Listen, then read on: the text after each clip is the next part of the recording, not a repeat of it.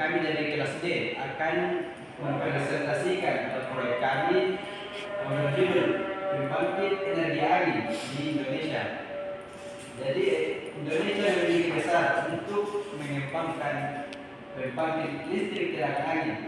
Dengan kondisi geografis yang mendukung, proyek ini menjanjikan solusi yang bersih dan terbarukan dan berkelanjutan bagi kebutuhan listrik nasional.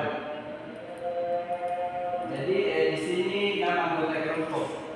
Yang pertama saya sebagai Rahmat Rosyad, saya Syamsuta.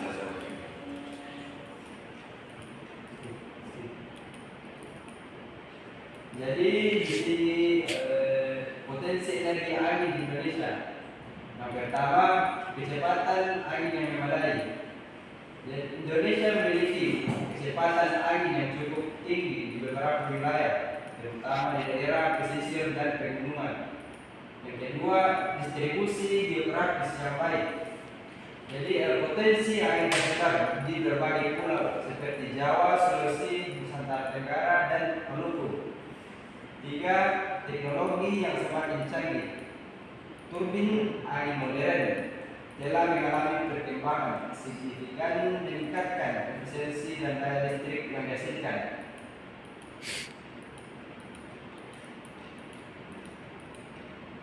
Jadi di sini teknologi pembangkit listrik tenaga angin menggunakan 3 sistem. Yang pertama, turbin angin.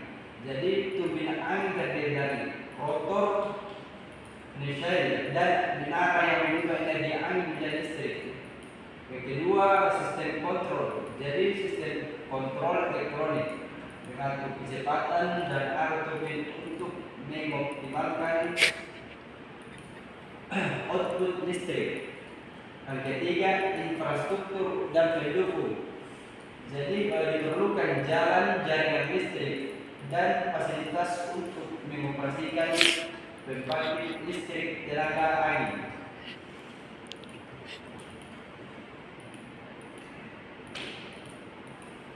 Jadi di sini lagi perencanaan proyek pembangkit listrik tenaga angin.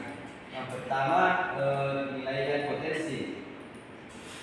Sebelum melakukan penilaian potensi, pertama kita melakukan survei lokasi dan pengukuran kecepatan angin dan analisis kelayakan teknis. Yang kedua, desain sistem. Untuk menentukan desain sistem, kita perlu menentukan jenis turbin, tata letak, kapasitas, dan sistem koneksi dengan jaringan listrik. Yang ketiga, perizinan dan pengadaan. Untuk mengurus perizinan, kita beri peralatan dan mempersiapkan infrastruktur yang mendukung. Selanjutnya saya serahkan ke teman saya. Baik, yang presentasi menunjukkan biaya operasional dan pemeliharaan. Biaya operasional, biaya bahan bakar rendah namun memerlukan biaya pemantauan dan manajemen operasional. Biaya pemeliharaan dibutuhkan perawatan berkala untuk komponen-komponen utama seperti turbin, gearbox, dan sistem kontrol. Umur ekonomis, membangun listrik tenaga angin memiliki umur ekonomis sekitar 20-25 tahun. Selanjutnya, dampak lingkungan dan sosial. Energi terbarukan, pembangkit listrik tenaga angin menghasilkan listrik dengan emisi karbon rendah. Dampak lingkungan, perlu mitigasi dampak terhadap habitat dan migrasi satwa liar. Manfaat sosial, menciptakan lapangan kerja baru di bidang konstruksi, operasi, dan pemeliharaan. Selanjutnya, kesimpulan dan rekomendasi.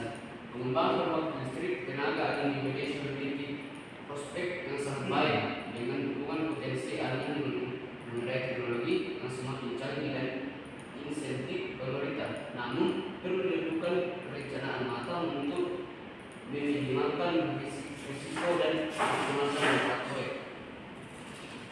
Baik, itulah tadi presentasi yang sempat kami sampaikan. Kurang yang mau dimaafkan. Assalamualaikum warahmatullahi wabarakatuh.